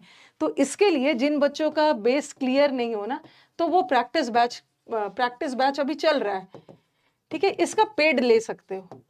इसमें भी कोई कंपल्शन नहीं है, आपको डिसाइड करना। आपको लग रहा है कि नहीं नहीं बिना टीचर के मेरा इंप्रूवमेंट नहीं होने वाला है, तो उस केस में आप प्रैक्टिस बैच ज्वाइन कर लीजिए, ज़्यादा आप टाइम वेस्ट मत करिए। बट जिसको लगता है कि नहीं टीचर के बिना भी मेरा इंप्रूवमेंट हो जाएगा और मेरे मार्क्स आ जा रहे हैं, उसको करने की ज़रूरत नहीं है इसका भी। और ये जो बैच है ना क्लोज टेस्ट का, कॉम्प्रीहेंशन का, ये आपका अवेलेबल है यूट्यूब पे भी मैंने पढ़ाया है, ठीक है। यूट्यूब पे पूरा पैसेज पढ़ाया है मैंने, पैसेज का अभी टाइटल थीम सब पढ़ाया है। पैसेज का 2 प्लेलिस्ट बना हुआ है। क्लोज टेस्ट तो कितना ज़्यादा पढ़ाया है, PQRS का टेक्निक्स पढ़ाया, कर सकते हो तो कर लो, लेकिन टीचर की ज़रूरत है तो आप पेड बैच ले लो। पेड बैच में ना थोड़ा सा टीचर आपको समझा देते हैं, देखो ये क्यों नहीं होगा, ये क्यों नहीं होगा, ये आंसर क्यों होगा, और ये भी हो सकता है, अरे आपको ये भी लग सकता है, स्टूडेंट जाएगा स्टूडेंट को ये भी लग सकता है, बट दोनों का आंसर दोनों का मतलब सेम है, ये नहीं होगा। तो यहाँ पे टीचर बच्चों को गाइड करते रहते हैं, अप्रोच सिखाते रहते हैं। और ये सब ऐसे बैचेस है ना, आप अपने से, मैंने देखा है, अपने से रेगुलरिटी से नहीं कर पाते हो, ओके, लेकिन टीचर के साथ करते हो ना तो रेगुलर बना रहता है। जैसे हर दिन मैं 2 क्लोज टेस्ट लेके आई, 5 PQRS लेके आई, 1 पैसेज लेके आई, तो ये वाला अगर आप स्ट्रगल कर रहे हो तो इसको आप प्रैक्टिस पेड ले लो, क्योंकि ये रेगुलरिटी में करना बहुत ज़रूरी है। जब तक आपका बीच में छोड़ दोगे ना, पता चला कि जहाँ थे वहीं पर पहुँचा है। इसको एग्जाम के लास्ट तक प्रैक्टिस करना ज़रूरी है। और इस बार तो धोखा दे दिया, मेंस में PQRS आया ही नहीं, बट इसका मतलब ये थोड़ी है कि हम PQRS प्रैक्टिस नहीं करेंगे। प्री में आया है, अगले बार के मेंस में आएगा। CDS वाले स्टूडेंट्स को तो they have to fall in love with sentence arrangement, भर के आता है, 40 नंबर का आता है CDS के पेपर में, ठीक है। हाँ, और दूसरा ये जो फ्री प्रैक्टिस बैच है ना, ये 3 मंथ्स का है, 799 में ये प्रैक्टिस बैच है 3 मंथ्स का, ठीक है। जो वोकैब की बैच लेना चाहते हैं, देखो ये तो मैंने आपको बता दिया था, जो सिर्फ वोकैब का बैच लेना चाहता है उसका है 599, जो सिर्फ प्रैक्टिस लेना चाहता है उसका है 799, और जो पूरा लेना चाहता है तीनों बैच को, तो वो तो मैं अक्सर बताते रहती हूँ, चलो इसको छोड़ो। अब आ जाओ, हाँ, क्लोज टेस्ट, सेंटेंस अरेंजमेंट और पैसेजेस। सबसे पहले यहाँ ना हिंदी मीडियम और इंग्लिश मीडियम का नो ड्रामा। मेरे हिंदी मीडियम स्टूडेंट्स ने इस सब सेक्शन में मास्टर किया है, ठीक है, ऐसा कुछ भी नहीं है कि इंग्लिश मीडियम बच्चों वाले बच्चों की रीडिंग स्किल्स अच्छी होती है ना मैम, वो ज़्यादा नंबर उठा लेते हैं। रीडिंग स्किल्स अच्छी होना और कोई पैसेज आ जाना क्लोज टेस्ट, और उसमें 4 ऑप्शंस आ जाना, और चारों ऑप्शंस एक दूसरे जैसे मिल रहे हैं, उसमें से ऑप्शन को चुनना, ये एक अलग ही आर्ट होता है। तो ऐसा कुछ भी नहीं है। मेरे हिंदी मीडियम वाले स्टूडेंट्स ने मुझे बहुत अच्छा परफॉर्म करके दिखाया है। जब भी मैं मीटअप में जाती हूँ तो उनका सबसे पहला होता है कि मैम पहले हम क्लोज टेस्ट से कितना डरते थे, पैसेजेस वगैरह से कितना डरते थे, लेकिन और सबसे पहले जब वो एग्जाम देके आते हैं, जब उनका आंसर की आता है ना, तो वो बड़े गर्व के साथ मुझे बोलते हैं ना कि मैम मेरे को क्लोज टेस्ट में फुल मार्क्स आया, मेरा पूरा PQRS करेक्ट हो गया, मैम पैसेज में भी मेरा एक ही रॉन्ग हुआ। तो मुझे बहुत अच्छा लगता है, और ये मेंशन करते हैं मेरा बैकग्राउंड हिंदी है मैम, लेकिन फिर भी मेरा बहुत अच्छा नंबर आया, क्योंकि ग्रामर वगैरह वो क्या आप तो सब कर लेता है, लेकिन हमारे हिंदी वाले मीडियम वाले स्टूडेंट्स को लगता है ना कि हम यहाँ पे कहीं फंसेंगे। कुछ भी नहीं है, हिंदी मीडियम वाले स्टूडेंट्स ने बहुत अच्छा परफॉर्म किया। ये सब चीज़ें सिर्फ प्रैक्टिस की चीज़ है, ठीक है, डरना नहीं है, थोड़ा सा पेशेंस रखना है, इतना जल्दी इंप्रूवमेंट नहीं होता है, ठीक है। 3 घंटे में टेंस का तूफान ले आना है, ऐसे क्लासेस जिसमें 5 दिन में आप मास्टर बन जाओगे पैसेज का, ऐसा नहीं होता है। आप लोग सेंसिबल हो, और ये सब चीज़ में मास्टर करने के लिए ना आपको वोकैब और ग्रामर दोनों चाहिए। तो सबसे पहले आपका ग्रामर इम्प्रूव होगा, वोकैब इम्प्रूव होगा, तब जाके क्लोज टेस्ट और पैसेजेस बनेंगे। ओके, और हाँ, एक दो चीज़ और बताना, क्योंकि कई सारे पैसेजेस ऐसे होते हैं ना क्लोज टेस्ट जो पूरा वोकैब बेस्ड होता है, कई सारे पैसेजेस ऐसे होते हैं जो ग्रामर बेस्ड होता है, तो इसका दोनों का नॉलेज चाहिए, ठीक है, दोनों का नॉलेज चाहिए। और एक चीज़ और, स्टेनो वाले को ना बहुत पीटने वाली हूँ। सबसे पहले मैंने बता दिया है, ये स्टेनो के बच्चों ने सबसे ज़्यादा टॉर्चर किया है, लेकिन रिजल्ट भी सबसे अच्छा दिया है कि मैम स्टेनो का अलग से बैच आएगा। सबसे पहले मैंने यही बताया है, अलग अलग बैच नहीं होता है। English is English, English is same for all. Yes, travel life ने हाँ समझ गया है कि मैम कोई भेदभाव नहीं करती है। हाँ मैम, क्लोज टेस्ट को इम्प्रूव करने के लिए सेंड और पैसेज को इम्प्रूव करने के लिए क्या न्यूज़पेपर पढ़ना बहुत ज़रूरी है? न्यूज़पेपर पढ़ना is a very good thing, ठीक है, न्यूज़पेपर पढ़ना बहुत अच्छी आदत है, क्योंकि न्यूज़पेपर से आपका इंग्लिश में वोकैब, न्यूज़पेपर से हम ग्रामर को नहीं सुधारते हैं, बट वोकैब इम्प्रूव होता है, और जीएस में भी तो काम आता है, करंट वगैरह सब जगह काम आता है। किसी एग्जाम में आपको डिस्क्रिप्टिव राइटिंग लिखना हो तो न्यूज़पेपर में जो इन्फॉर्मेशन है उसके बेसिस पे आप बहुत सारे डिस्क्रिप्टिव में भी हेल्प करेगा। It's a very good thing newspaper reading, but the problem is that कि मेनी ऑफ द स्टूडेंट्स ना ये न्यूज़पेपर रीडिंग की हैबिट, अब आपके एग्जाम में 6 मंथ्स बचे हुए हैं, और आप सोचोगे ना कि न्यूज़पेपर पढ़ना शुरू करते हैं, चलो अब तो प्री निकल गया, अब तो मेंस का एग्जाम आ गया, 3 मंथ्स बचा हुआ है, चलो न्यूज़पेपर पढ़ना शुरू करते हैं। 2 दिन न्यूज़पेपर पढ़ेंगे और उसके बाद वो न्यूज़पेपर को उठा के रख देंगे, क्योंकि ये हैबिट आपको थोड़ा सा पहले से डेवलप कर लेना है। ओके, 1 आध 2 साल पहले डेवलप करोगे ना, उसमें जब ये हैबिट शुरू करोगे ना, पढ़ोगे, 4 दिन बाद आप थोड़ा सा बोर होने लगोगे, नहीं समझ में आएगा, फिर छोड़ोगे, फिर कुछ दिन बाद फिर वो हैबिट चीज़ को स्टार्ट करोगे, छोड़ोगे, फिर स्टार्ट करोगे, ऐसे करते करते धीरे धीरे हैबिट बन जाएगा। लेकिन ये सब एक्सपेरिमेंट, 5-6 महीना बचा है, ये सब एक्सपेरिमेंट नहीं कर सकते हो। किसी भी हैबिट को डेवलप करने में टाइम लगता है ना। तो अगर पढ़ने की हैबिट है तो बहुत अच्छी बात है, बट जो बच्चा न्यूज़पेपर नहीं भी पढ़ रहा है उसका भी क्लोज टेस्ट इंप्रूव हो जाता है। Okay, because newspaper is a very good habit, but it's not a must. कुछ ऐसे एग्जाम्स होते हैं ना, जैसे बैंकिंग वगैरह में इकोनॉमी बेस्ड आ जाता है, तो थोड़ा सा वहाँ न्यूज़पेपर का रोल बहुत इंपॉर्टेंट हो जाता है, बहुत इंपॉर्टेंट रोल हो जाता है। बट हमारे एसएससी के जो पैसे, इस बार तो बहुत ज़्यादा ईजी पूछ दिया है, तो ऐसा नहीं, हमारे एसएससी एग्जाम्स, जीडी एग्जाम्स या सीडीएस एनडीए में ऐसा कुछ रॉकेट साइंस वाला पैसेज नहीं आ रहा है, ठीक है। अगर आप पढ़ रहे हो तो बहुत अच्छी बात है, लेकिन अभी तक आपने इसकी हैबिट डेवलप नहीं की है, कोई दिक्कत नहीं है, आपको बिना पढ़े भी काम चल जाएगा। अगर आप सेकेंड ईयर में हो ग्रेजुएशन के, अभी आपके पास टाइम है ये हैबिट को डेवलप करने का, तो आप कर सकते हो, न्यूज़पेपर पढ़ना बहुत अच्छी बात। लेकिन नहीं भी है तो दुनिया कहीं से ख़त्म नहीं हो रही है। कई सारे हमारे स्टूडेंट्स हैं जो टॉपर्स आके बोल के यहाँ गए भी है, हमने तो न्यूज़पेपर नहीं पढ़ा था मैम क्लोज टेस्ट के लिए, ठीक है। पढ़ना अच्छी बात है, अगर नहीं भी पढ़ा है ना तो फिर भी काम चल जाएगा। पैसेज की प्रैक्टिस, पैसेज से क्लोज टेस्ट की प्रैक्टिस, क्लोज टेस्ट से पीक्यूआरएस की प्रैक्टिस, पीक्यूआरएस से वो हो जाता है। इसमें सबसे ज़्यादा पेशेंस दिखाना है इसी वाले टॉपिक्स में। यहाँ ना आपका पेशेंस बहुत मैटर करता है, पेशेंस एंड परसिवियरेंस बच्चों को लगता है ना कि 5, 10, 15, 20 क्लोज टेस्ट के बाद मतलब हमारा एकदम सब बनने लगना चाहिए। अब बताओ, जो बच्चा अगर मेरे प्रैक्टिस बैच में है, एक बार कमेंट बॉक्स में कमेंट करना, प्रैक्टिस बैच स्टार्ट किए हुए 1 मंथ हो गया है, लेकिन मैं ये नहीं बोलूँगी कि आपका एकदम पूरा बनने ही लग जा रहा है। ठीक है, पैसेज 1 मंथ हुआ, लेकिन एटलीस्ट आपको पता तो चल रहा है ना कि ऑप्शंस को कैसे चुना जाता है। न्यूज़पेपर तो पढ़ रहे हो। न्यूज़पेपर पढ़ना और पैसेज पढ़ना दोनों में डिफरेंस होता है। लेकिन ठीक है, अगर आप न्यूज़पेपर पढ़े हुए हो, अगर आपकी रीडिंग स्किल्स अच्छी है तो पैसेज को जल्दी पढ़ लोगे। लेकिन डिफरेंस क्या होता है ना कि न्यूज़पेपर हम पढ़ते जाते हैं, बट पैसेज में इतनी बारीकी से पढ़ना होता है, क्योंकि हमें क्वेश्चंस का आंसर भी तो लेना होता है। क्लोज टेस्ट में सही ऑप्शन भी तो चुनना होता है। लगेगा अरे ये भी तो है, ये भी तो है, दोनों तो सेम ही है, क्या फ़र्क है? तो ये सब ऑप्शन छांटने का काम आपको टीचर सिखाते हैं, या आप टीचर के वीडियोस देख के भी सीख सकते हो। टीचर के वीडियो धीरे धीरे इंप्रूव होगा। इस बैच में कोई बच्चा ना मुझे बोल रहा है 1 मंथ हो गया कि मैम मेरा क्लोज टेस्ट तो इंप्रूव हो गया, बट मेरे को PQRS में मेरा गलत हो जा रहा है। कुछ का PQRS इंप्रूव हो गया है, क्लोज टेस्ट गलत हो जा रहा है, सब इंप्रूव होगा। अपने आप पे भरोसा रखिए, अपने टीचर पे भरोसा रखिए।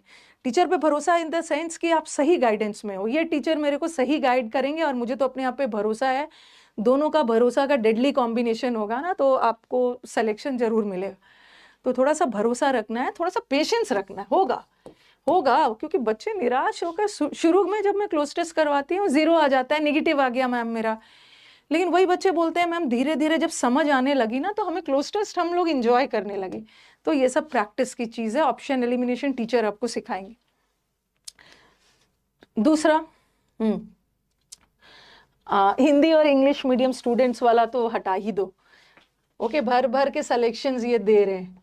ये तो मुझे असली पता चलता है ना जब बच्चे हमारे मीटअप में आते हैं। तो ये जो हिंदी मीडियम और इंग्लिश मीडियम है ना, जिस बच्चा में स्टूडेंट वाला गुण है, स्टूडेंट का सबसे बड़ा क्वालिटी क्या होता है, not only students, for any person, जिसके अंदर पेशेंस है ना। हार्ड वर्किंग तो आप लोग हो ही, कुछ बच्चे हार्ड वर्किंग होते हैं बट उनके अंदर पेशेंस नहीं होता है। जिस बच्चे में ये डेडली कॉम्बिनेशन आ गया मेहनत और धैर्यता का, उसका सिलेक्शन कोई नहीं रोक सकता है। प्रैक्टिस बहुत ज्यादा जरूरी है। ओके, दूसरा, हाँ, सारे क्लासेस का लिंक मैंने यूट्यूब के डिस्क्रिप्शन, इस वीडियो के डिस्क्रिप्शन पे सारे क्लासेस का लिंक है, नहीं तो टेलीग्राम चैनल जुड़ जाना, वहां पे सारा है। हाँ, और सबसे इंपॉर्टेंट चीज, last but not the least ये mock test. Ma'am mock test देना आपके क्वेश्चंस के आधार पे ही मैंने स्लाइड्स बनाया। मैम मॉक टेस्ट कब देना चाहिए? ओके, सिलेबस खत्म हो जाने के बाद देना चाहिए। कब, कैसे, क्या देना चाहिए, कितना मॉक टेस्ट देना चाहिए? इस बार काफ़ी सारे बच्चों का मुझे फ़ोन कॉल्स आया बहुत दुखी होते हुए कि मैम मेरा ना एग्ज़ाम अच्छा नहीं गया, मैं एग्ज़ाम में बड़ा मतलब एग्ज़ाम में मैं पैनिक अटैक पे चला गया। ओके, मेरे को एग्ज़ाम में नर्वसनेस हो गया, मैं मतलब क्या बोलूँ, सब कुछ हो गया एग्ज़ाम के दिन ही। मैं इतना कॉन्फिडेंट रहता था। आप कॉन्फिडेंट नहीं रहते थे, आप ओवर कॉन्फिडेंट थे। कई बच्चों को लगता है ना कि टीचर के प्रैक्टिस बैच में आने से काम हो जाएगा, टीचर के प्रैक्टिस बैच में आते जाएंगे। अरे मैं तो यहाँ पे जो भी प्रैक्टिस करवाऊंगी सिर्फ इंग्लिश की करवाऊंगी ना, बट आपके एग्जाम्स में तो चारों सब्जेक्ट्स आने वाला है। तो आप स्टूडेंट्स की सबसे बड़ी कमी क्या होती है कि आप मॉक टेस्ट देने नहीं चाहते हो। क्यों नहीं देना चाहते हो? सबसे पहले तो कभी मॉक टेस्ट देते हो तो स्कोर कम आ जाता है, उसी बात से डर जाते हो। जितना भी डरना, गिरना, उठना, ये सब का काम मॉक टेस्ट में कर लेना है, ताकि ये गिरने उठने का काम ना फाइनल डे नहीं करना है, एग्जाम के दिन ना हो। जितना भी निराश होना, कॉन्फिडेंट होना, ओवर कॉन्फिडेंट होना, ओके, मोरल कम होना, मोरल हाई होना, सारे का प्रैक्टिस ना इस मॉक में कर लो। ये मॉक आपको सिर्फ क्वेश्चंस की प्रैक्टिस नहीं करवाता, ये आपको माइंडसेट की भी प्रैक्टिस करवाता है। तो मॉक्स देना बहुत ज़रूरी है। पूछती थी मैम मैं कि आपका एग्ज़ाम क्यों ख़राब हुआ? मैम बच्चों को पता है, ये बात बहुत अच्छी बात है कि बच्चों को पता है कि उसकी गलती क्या हुई है। मैम मैंने ना सिर्फ 5-6 मॉक्स दिया था, मैं तो आपके क्लास में प्रैक्टिस करने आता ही था। अरे आप मेरे क्लास में प्रैक्टिस करने आते थे इंग्लिश की, और बाकी सब्जेक्ट का क्या है? मेरे क्लास में प्रैक्टिस करना, मैं तो टाइमर वगैरह से नहीं करवाती हूँ, और मॉक में प्रैक्टिस करना, 4 सब्जेक्ट्स का प्रेशर है, दोनों में डिफरेंस है ना। तो मेरी स्टूडेंट से हाथ जोड़ के, वैसे मैं अपने स्टूडेंट्स के सामने हाथ नहीं जोड़ती हूँ, बट मेरी हाथ जोड़ के रिक्वेस्ट है ना, काइंडली स्टूडेंट्स मॉक टेस्ट दीजिए। इसके बिना ना सिलेक्शन हुआ था, ना होता है, ना आगे जाके भविष्य में होगा। ओके ना, आगे जाके भविष्य में होगा, मॉक टेस्ट दीजिए। मॉक टेस्ट देना बहुत ज़रूरी है। मैम कितना मॉक टेस्ट देना है? आपके ऊपर है, जितना मन है दो, ठीक है? जितना कहीं है start by you can analyse 10 जितना मन है दो, नो फिक्स नंबर। जितना मन है आप मॉक टेस्ट दे सकते हो, ये तो आपके ऊपर है। आपको डिसाइड करना है ना, आपको लग रहा है कि मतलब नहीं, कई बच्चे तो 2-2 300 मॉक टेस्ट दिए हुए हैं, ठीक है? There was one student 300-400 mock दिया है, किसी का 80 मॉक में काम हो जा रहा है, किसी का 100 में हो रहा है, तो वो तो आपको देखना है ना। आपको लग रहा है कि नहीं इतने मॉक्स में मेरा इम्प्रूवमेंट हो गया है, तो बस ये इसका कोई नंबर नहीं होता। जब तक आपका दिल करता है मॉक टेस्ट दीजिए, और मॉक टेस्ट के साथ एनालिसिस जरूर करिए, ताकि ना वही क्वेश्चन आपका बार बार गलत ना हो। हर मॉक टेस्ट का कॉपी बनाइए, मतलब मॉक टेस्ट का हर सब्जेक्ट का कॉपी बनाइए, इंग्लिश का अलग, मैथ्स का अलग, और देखिए कौन सा क्वेश्चन आप बार बार गलत कर रहे हो, और दूसरे मॉक्स में ये गलत नहीं होना चाहिए। मॉक टेस्ट आपको हेल्प करता है, वो डर खत्म करता है, वो एंजाइटी खत्म करता है जो आपको एग्जाम के दिन आने वाला है। इतना ज्यादा मॉक्स दे दो, जो डरने का काम है ना, जितना गड़बड़ी, मतलब जितना भी मिस्टेक्स आपको करना है मॉक में कर लीजिए, ताकि उस दिन आपसे वो गलती ना हो। ओके, तो मॉक टेस्ट इतना दे दीजिए ना। आप ही लोग का क्या कहना होता है कि मैम इतना मॉक दिया कि जब एग्जाम में गए ना तो लग रहा है मॉक ही तो दे रहे हैं। थोड़ी बहुत नर्वसनेस तो सबको होती है, बट इसका मतलब नहीं है ना कि आप एग्जाम ही खराब कर दोगे। एग्जाम के 10 मिनट तक नर्वसनेस रहता है, उसके बाद तो आप क्वेश्चंस में खो जाते हो। तो आपको ये हेल्प करता है डर को टैकल करने के लिए, टाइम मैनेजमेंट में हेल्प करता है। आपको पता चल जाता है कि मेरी स्ट्रेंथ क्या है, मेरा वीकनेस क्या है, कौन सा मैं क्या गलती बार बार हर मॉक में कर रहा हूँ। इसी के थ्रू एनालिसिस में तो आपको पता चलता बार बार कहाँ पे गलती हो रही है, मेरे को उस पर वर्क करना है और मेरे स्ट्रेंथ को और भी जबरदस्त बनाना है। ठीक है, देखते रहिए और अपना स्कोर लिखते जाइए। स्कोर से आपको पता चल जाता है कि आपका स्टडी कितना स्कोर स्टडीली जा रहा है। और मॉक टेस्ट मैं तो ये मानती हूँ ना, पूरे कोर्स के कंप्लीशन का वेट नहीं करना है। मैंने अपने कोर्स को ऐसा बनाया है ना, मैं शुरू के टॉपिक्स इंपॉर्टेंट शुरू में ही पढ़ा देती हूँ। तो जो बच्चे इंग्लिश के लिए मुझसे पढ़ते हैं, तो अगर 50% सिलेबस भी खत्म हो गया है तो मॉक टेस्ट देना शुरू कर दीजिए। सारे के बारे में नहीं बोल रही हूँ मैं, इंग्लिश के बारे में बोल रही हूँ, क्योंकि बाकी सारे चीज़ों के बारे में तो मुझे पता नहीं है ना। ठीक है, बाकी सारे चीज़ों के बारे में तो मुझे पता नहीं है कि कैसा सिलेबस क्या क्या कैसा है। तो आप 50% सिलेबस हो जाए, मॉक टेस्ट देना शुरू कर दीजिए। मॉक टेस्ट शुरू से पहले आप एक काम और कर सकते हैं। अगर आपको मॉक्स देने का मन नहीं है ना, तो क्या करिए, मॉक्स से पहले आप प्रीवियस पेपर शुरू कर दीजिए, क्योंकि प्रीवियस पेपर का लेवल थोड़ा इजी होता है। मॉक्स में बच्चों को एक लेवल थोड़ा सा ज़्यादा तैयार करवाने के लिए मॉक हर प्लेटफॉर्म पे जाइएगा ना, तो हर प्लेटफॉर्म का मॉक्स का लेवल अलग अलग होता है। किसी का हाई लेवल है, किसी का थोड़ा सा एकदम एग्जाम पैटर्न वाला लेवल है, बट हर प्लेटफॉर्म की कोशिश यही होती है कि हम एक लेवल ऊपर रहें, ताकि बच्चों को वहाँ दिक्कत ना हो। बाकी प्रीवियस पेपर बहुत इजी होता है। तो मैं स्टूडेंट्स को यहाँ पे यही एडवाइस करूँगी, जैसे आपका 50% सिलेबस हो जाता है ना, तो अगर आपको टेस्ट देना है तो प्रीवियस ईयर पेपर दीजिए। ठीक है, प्रीवियस ईयर पेपर के बाद फिर मॉक्स वगैरह लगाना शुरू कर सकते हैं, क्योंकि मॉक्स में आगे होता क्या है कि चारों सब्जेक्ट कंबाइंड रहता है और मॉक्स का लेवल वैरी करता है, तो आपके मार्क्स भी वैरी करते हैं। तो मॉक्स का मार्क्स डिसाइड नहीं करता है आपका सिलेक्शन, क्योंकि कई सारे बच्चों का इस बार था कि मैम मेरे तो मैथ्स में ज़बरदस्त नंबर आ रहे थे मॉक्स में, बट वहाँ जाके गड़बड़ हो गया। क्योंकि कभी कभी मॉक्स में नंबर अच्छा आ जाता है, पेपर का लेवल हाई आ गया, हाई है तो सबके लिए है। ओके, और कभी कभी आपका मॉक्स में कम आता है, बट एग्जाम में, ये वन डे एग्जाम है, उस दिन का परफॉर्मेंस मैटर करता है। मैम मेरे तो मॉक्स में इंग्लिश में ना कभी 110 से बढ़ता ही नहीं था, लेकिन फाइनली जब मेरा मेन आंसर की आया ना, तो मेरे को इंग्लिश में 131 आया। तो ये सब तो वैरी करते रहता है, ऐसा थोड़ी है कि फिक्स्ड है। तो मॉक्स के मार्क्स को लेकर बहुत ज़्यादा चिंतित नहीं होना है। ओके, ये ऊपर नीचे होते रहता है।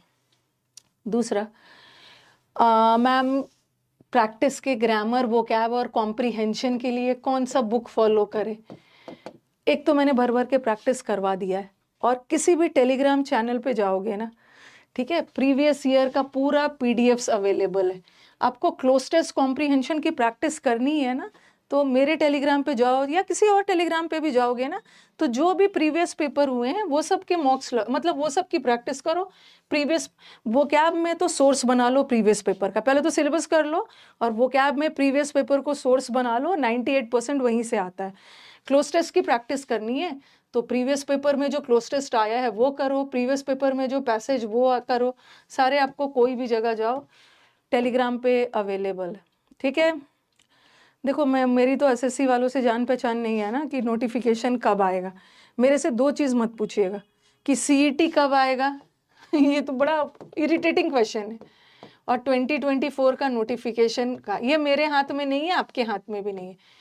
जब आएगा ना ठीक उसी दिन आपको भी पता चलेगा, मेरे को भी पता चलेगा। और सीईटी आने के बाद पेपर का लेवल और भी इजी ही होगा, कुछ फर्क नहीं पड़ने वाला, सेम रहेगा या तो इजी रहेगा, डिफिकल्ट तो नहीं होगा। और ये नहीं पूछना, तो मेरा काम है बस आपको पढ़ाना। और कितने टीचर्स को फॉलो करना है मैम कितने टीचर से पढ़ना? एक ही टीचर से पढ़ना, जो आपको सबसे आपके फेवरेट टीचर है ना, ठीक है। फेवरेट टीचर का मतलब ये नहीं है कि जो क्लास में बहुत ज़्यादा एंटरटेनमेंट कर रहे हैं, ठीक है, मज़ा आ रहा है क्लास करने में। जिस टीचर से आपकी कंपैटिबिलिटी बन रही है, जिस टीचर का पढ़ाया हुआ आपको समझ में आ रहा है, जो टीचर आपको पढ़ाने के साथ साथ भर भर के प्रैक्टिस करवा रहे हैं, उसी टीचर को चुनो। प्रैक्टिस कराने वाले टीचर को चुनना है, ठीक है। ऐसा नहीं है कि सिलेबस करवा के ख़त्म करवा दिया ऐसा, और प्रैक्टिस में तीनों की प्रैक्टिस होनी चाहिए। ऐसा नहीं है कि ग्रामर की टीचर को भी क्या करना है ना, अपने आप को बेस्ट रखना है तीनों में। टीचर को ग्रामर भी पढ़ाना है, वोकैब भी पढ़ाना है और कॉम्प्रीहेंशन भी करवाना है। मैथ्स में भी ऐसी टीचर को चुनना है ना जो बहुत ज़्यादा प्रैक्टिस करवाते हैं। एक ही टीचर से पढ़िए, मतलब कोर्स को कंप्लीट तो एक ही टीचर से करिए। वैसे तो मैं मजाक कर रही थी, एक ही टीचर से कोर्स करिए। ऐसा नहीं है कि मेरे से भी नाउन पढ़ लिया, कहीं आके वहाँ नाउन पढ़ रहे, यहाँ टेंस पढ़ लिया, वहाँ भी जाके टेंस पढ़े, ये सब टाइम वेस्ट है। बाद में आपको रियलाइज होगा कितना मैं मूर्ख था, मैंने कितना टाइम वेस्ट किया। काश मैं एक ही टीचर से कोर्स करता और मैं 2-3 टीचर का प्रैक्टिस देख लेता, 2-3 टीचर का प्रैक्टिस देख लेता। चैप्टर वाइज यूट्यूब पे है दर्शन, आप वहाँ से कर लीजिए। अगर आपको सस्ते में एग्जाम निकालना है बिना कुछ खरीदे तो आप आराम से कर सकते हो, ओके, आराम से कर सकते हो। तो ऐसा नहीं है ना 10 टीचर से नाउन पढ़ना है, अपना फेवरेट टीचर, फेवरेट मतलब जिससे आपकी कंपैटिबिलिटी समझ बन रही है, अंडरस्टैंडिंग लेवल, आप उससे पढ़ो, ठीक है। टीचर एक, बट प्रैक्टिस के लिए मैं नहीं रोकूंगी। 10 टीचर की प्रैक्टिस करने का मन है करो, क्योंकि हर टीचर का प्रैक्टिस सेट अलग होता है ना। तो प्रैक्टिस पे अ वैरायटी ऑफ क्वेश्चंस आपके नज़र से होके गुजरेगा, और जितना तरह तरह के वैरायटी करोगे क्वेश्चंस का, उतने ज़्यादा कॉन्फिडेंस आएगा, कॉन्सेप्ट क्लैरिटी में हेल्प करेगा, ओके। 10 टीचर से प्रैक्टिस करिए। यूट्यूब पे कोई टीचर, अगर आपने मुझसे पढ़ा हुआ है ना पूरा ग्रामर, यूट्यूब पे कोई टीचर आके अगर कहीं पे प्रैक्टिस करवा रहे हैं ना, चाहे वोकैब की प्रैक्टिस हो और या तो ग्रामर की प्रैक्टिस हो, तो आप आराम से अटेंड कर लीजिए उसको। आप 2x स्पीड में करके देख लीजिए। टीचर की, हर टीचर की प्रैक्टिस अलग अलग होती है। मेन क्या है, जहाँ से माने प्रैक्टिस करो। अल्टीमेटली तो मुझे सिलेक्शन चाहिए अपने स्टूडेंट का। एग्जाम 10 टीचर से भी पढ़ा है, कोर्स मेरे से किया है, तो मैं तो लास्ट में ये बोलूँगी ये तो मेरा ही स्टूडेंट था, ओके। तो जहाँ से भी करना है आप करिए, ओके। स्टडी टाइम में मनी नहीं देखा जाता है। देखो सबके अपने अपने प्रॉब्लम्स होते हैं ना, ये मनी प्रॉब्लम जो है ना, सबके अपने अपने प्रॉब्लम्स होते हैं, तो उस पर मैं कोई कमेंट नहीं करूँगी। लेकिन अब पैसा बाधा नहीं बनने वाला है, okay. Now money will not act as an obstacle in your preparation phase, क्योंकि ये यूट्यूब चैनल है ना, इंग्लिश विद रानी मैम, इस चैनल के लिए ही तो मैंने प्रीवियस इंस्टीट्यूट छोड़ दिया था, ओके, इसी चैनल के लिए। तो ये मेरे, आप लोग भी मेरे बच्चे हो, ये भी मेरे बच्चे जैसा है। इतना यहाँ पे बच्चों का परफॉर्मेंस, मुझे इतना अच्छा सिलेक्शंस मिलता है ना, तो जब भी मीटअप वगैरह होता है तो उस दिन तो एक अलग लेवल की खुशी होती है बच्चों को सामने देखकर, ठीक है। तो कुछ पूछना है तो पूछ सकते हो। अचीवर 2.0 कब आएगा? अभी 1.0 ही शुरू हुआ, 2 की बात कर रहे हैं। काफी है, काफी।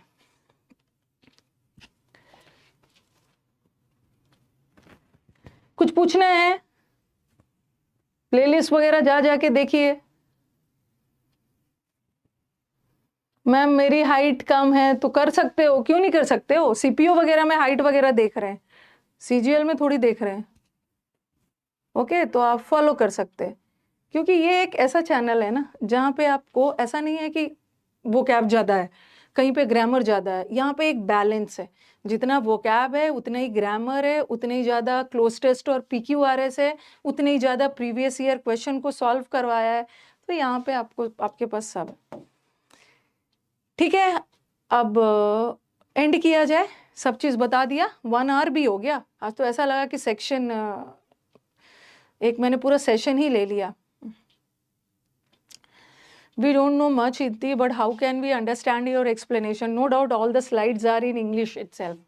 Okay, and even if you are not able to understand Hindi, but still you can go in with the classes. You will be able to understand because all the sites, no doubt, they are in English. तो and कर दिया जाए। हाँ, बच्चा खुद comment कर रहे हैं कि मैम क्या बोलूँ, best of luck. Okay, best of luck to all my champions जो अपनी जर्नी की शुरुआत कर रहे हैं 2024 से। ठीक है, और बेस्ट ऑफ 2000 जो अभी कंपटीशन की दुनिया में नया कदम रखे, अपनी तैयारी शुरू कर रहे हैं, तो सबको बेस्ट ऑफ लक। और जो बच्चे हमारे 2023 में सेलेक्ट नहीं हो पाए हैं, उनका रास्ता और भी ईजी है। इन बच्चों को तो अभी फिर से नए सिरे से सब चीज़ पढ़ना है। और जो हमारे बच्चे जिसका परफॉर्मेंस इस बार अच्छा नहीं हुआ है, उनको निराश होने की ज़रूरत नहीं है। अभी आपके पास पूरा 1 साल है, 9 महीने 1 साल है, और आपको अब तो सिर्फ प्रैक्टिस करनी है। ठीक है, आपको तो कुछ भी नया नहीं करना है। किसी बच्चे को टाइम मिल जा रहा है 8 से 10 मंथ प्रैक्टिस करने की, अरे वो तो ऑल इंडिया रैंक 1 जाएगा, वो तो हमारा AR1 सब जाएगा, क्योंकि इन लोगों को तो इतना सारा चीज़ मैंने बताया कि अभी तो इनको पढ़ना है, वो पढ़ेंगे भी, बट इनको तो कुछ नहीं करना है, सिर्फ प्रैक्टिस करना है। मेरे साथ प्रैक्टिस करो, किसी और टीचर प्रैक्टिस करवा रहे हैं वहाँ पर प्रैक्टिस करो, पेड बैच में प्रैक्टिस करना चाहते हैं, पेड बैच में जहाँ से भी करो, सिर्फ प्रैक्टिस प्रैक्टिस प्रैक्टिस। ओके, तो एंड किया जाए सेशन को।